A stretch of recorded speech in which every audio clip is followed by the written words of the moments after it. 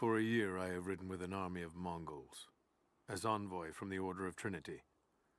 Their Khan is a great warlord, despite his heathen ways. Under my influence, I have helped them topple nations, burn cities and kill princes, all in search of the Prophet. Our slaughter of the Rus was not in vain, for among the spoils we at last found the map. And now, this very morning, after a season in the mountains, we saw buildings rising from a green valley surrounded by ice. We have found Kitesh. I tell the Khan of the riches that will be his, and that alone drives him on. But the real victory will be for God, when we purge the Prophet's lies from the earth, and at last, the divine source will be ours.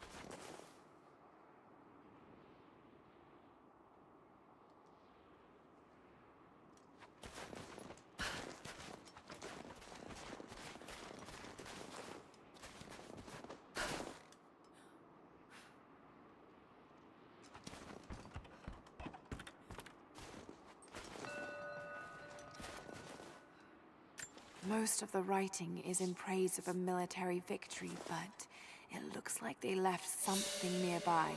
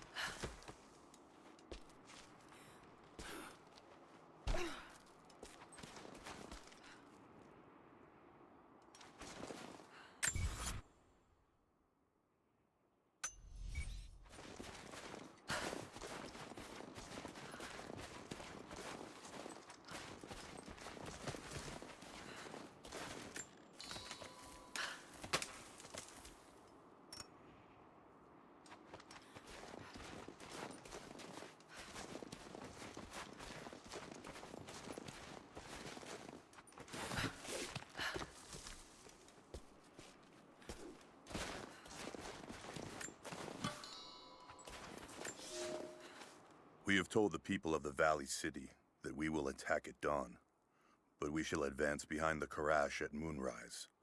The captives we kept from the battles in the west will be our shields as we advance. Few survived the long march across the mountains, but those that live will serve their purpose to the Horde. The city sparkles, a gift not yet given. We will take what is ours and march home with our spoils.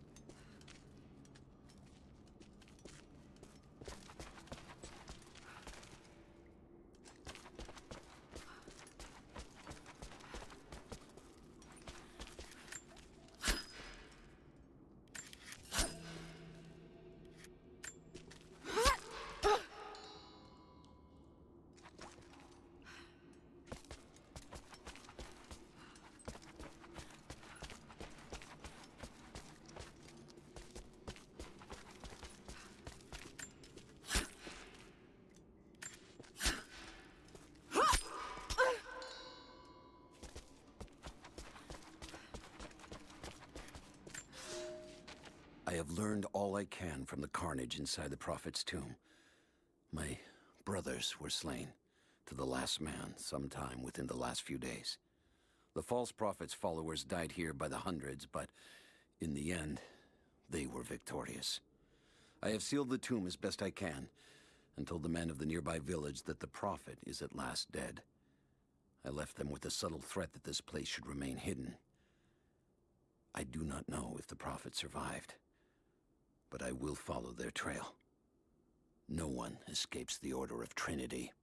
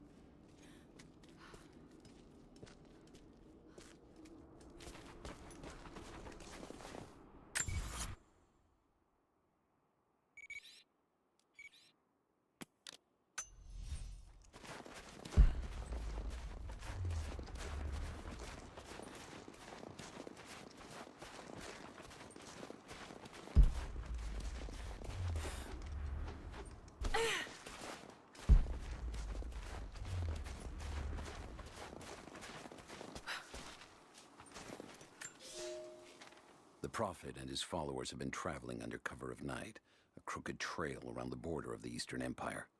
I do not know where they are headed, and I suspect they do not either. But they know we will not let them rest until this heresy is purged. The common folk of the borderlands give him shelter, and I find it curious that none who have aided him will tell me anything of use. Even when I threaten them with the wrath of Trinity or touch the edge of a knife to their throats, they stay silent. They die, never betraying what they know.